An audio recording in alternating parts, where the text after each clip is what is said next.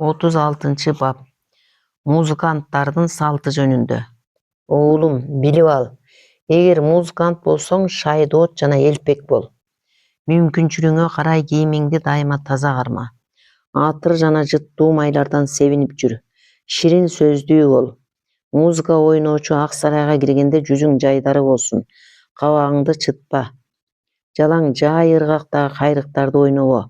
Бирок жалаң тез ыргактагы кайрыктарды да аткарба. Дайыма бир түрдүү кайрык күүлөрдү аткарган жарабайт. Адамдардын мүнөзү ар кыл болот жана музыка эшиткени түркү мүнөздөгү адамдар чогулат. Ошон үчүн музыка чеберлери музыканы аткаруунун эреже жоболорун жаратышкан. Адегенде падышаларды кабыл алганда аткаруучу Хусравани кайрыгын ойно. Андан соң ыр менен коштолуп, жай аткарылган рах кайруусу ойнолот. Рах карылардын жана салаваттуу адамдардын табитине ылайык келет. Анткени алар үчүн жаратылган. Кийинчерээк элдин баары эле карылык курагына жетпесин жана салаваттуу болушпасын аңдашып, жаштарга да арнап музыка жараталы деп чечишти. Анан жеңил өлчөмдөгү ырларды таап, аларды жеңил кайрыктарга ылайыкташып, аны хафиф деп аташты. Ар бир жыйында карылар жана жаштар уккандай ыр күүлөр болсун үчүн жай ойнолгон рахтан кийин кайрык ылдам, хафиф аткарылат. Ошондой эле балдар, аялдар жана шайкелең эркектер да өздөрүнө ылайыктуу музыка угуш керек эле. Ал үчүн тарона ырын ырдоо салты пайда болгон. Таронадан өткөн жагымдуу жана жанга ылазат берген өлчөм жок. Ошондуктан ар убак бир кайрыкты ойноп, бир эле ырды созолонто бербеген.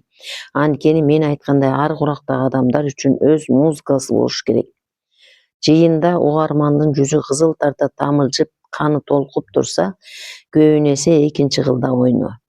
Эгер угармандын өңү кумсарып, бетине заары чыгып турса, жогорку кылда ойно. Эгерде угармандын жүзү бозоруп, арык жана меланхолияга жакын болсо, көбүнчө үчүнчү кылда ойно. Ак жүздүү, семиз жана даярдыксыз угарман үчүн көбүнесе баскада ойно. Анткени бул кылдар адамдардын төрт темпераментине ылайыкталып жасалган жана урумдук акылмандар менен музыканын теоретиктери бул өнөрдү төрт темпераментке негиздеп жаратышкан. Рас, мен азыр айткандардын баары музыканттардын эрежелерине жана салтына кирбесе да, сени билип алсын деп айтуудамын. Анан да музыкалык жүгүңдү жеңилдетүү үчүн эл алдында тынбай аске айтып, тамашалаганга аракет кыл. Эгерде ырда жазчу музыкант болсоң, поэзияны сүйүп калба жана дайыма эле өзүңдүн ырларыңды ырдаба. Балким сага өзүңдүн ырларың жагар, бирок башкаларга жакпашы этимал. Асыресе акындар өз ырларынын аткаруучусу эмес, акындардын жанындагы аткаруучу сыяктуу болот эмеспи? Сен ырдап жана музыка ойноп жатканда эки киши нарт ойночу болсо, музыканы токтотуп, аларга нартты же чатырашты кантип ойноо жөнүндө кеңеш айтпа. Анткени сени кумар оюнун ойноо үчүн эмес, музыка ойноп берүүгө чакырышкан. Обондуу ырларды жаттоодо табитти бекем сакта. Өлчөмү жок казал менен таронаны аткарганда ыры менен музыкасы бири-бирине куйрушуп турсун. Эгер кимдир бирөөгө ашык болуп калсаң, тынбай эле күңгүрөнүп өзүң ырдай бербе. Бул сага жакканы менен башка бирөөгө жакпашы мүмкүн. Дайыма мазмуну аргыл ырларды аткар. Ыр менен казалдарды көп жаттап ал.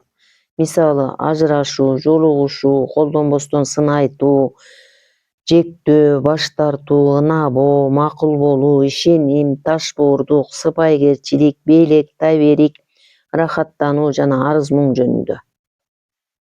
Түрдүү маанайга жана жыл мезгилине, жазга, күзгө, кышка жана жайга арналган ырларды үйрөнүп ал.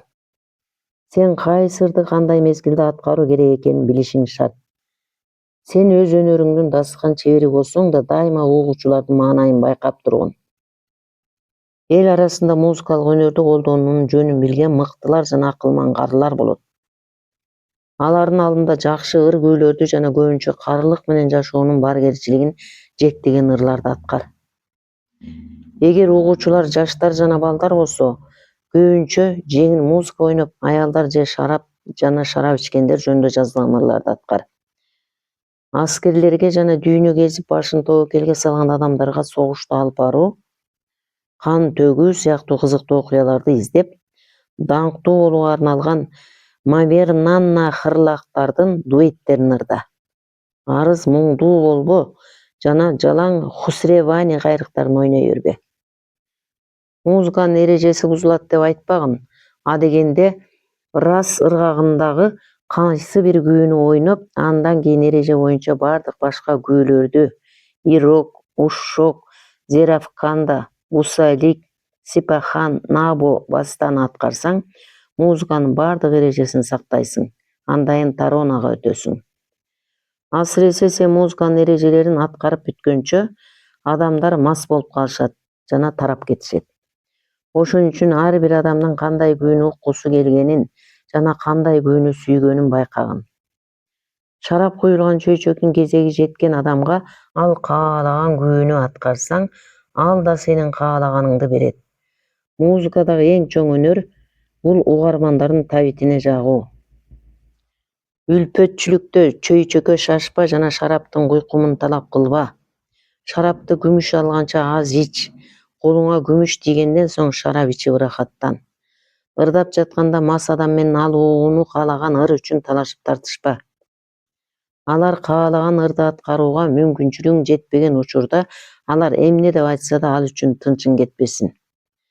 Адамдар мас болуп өзүң да шарап ичип алгандан кийин кесиптеш жоро жолдошторуң менен мелдешпе.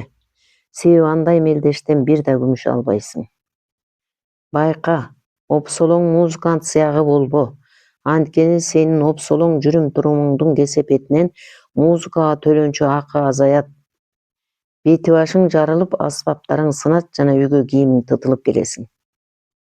Демейде, шайырлар мастарга күндүкчү болушат. Ал эми көөлдөк күндүкчүгө акы төлөнбөй турганы сага маалым. Тойдо кимдир бирөө сени мактачу болсо, башкалар да сени мактоосу үчүн биринчи мактаган адамдын алдында өзүңдү сыпаа карма. Адегенде соо кезде акча бербестен макташат. Ал эми мас болушкандай мактоо да акча да жаайт. Эгер мастар кайсы бир күүгө же кайрыкка мастардын адатын кылып жабышып алчу болсо, өз максатыңа жетмейинче ошол кайрыкты арыдым, чарчадым дебестен кайра-кайра ойной бер. Анткени музыканттар үчүн эң чоң сыпайгерчилик, чыдамкайлык жана жаштарга жакшы мамиле жасоо. Эгер чыдамсыз болсоң, адамдардын үмүтүн актабайсың. Дагы айтылган, музыкант сокур, дүлөй, дудук болуш керек жана башка ага тиешеси жок сөзгө кулак салбашы, карабай турган жакка назар бурбашы, кайда гана барбасын башка жайда көргөнүн жана укканын айтпашы абзел. Мындай шайыр дайыма той тамашага чакырылат.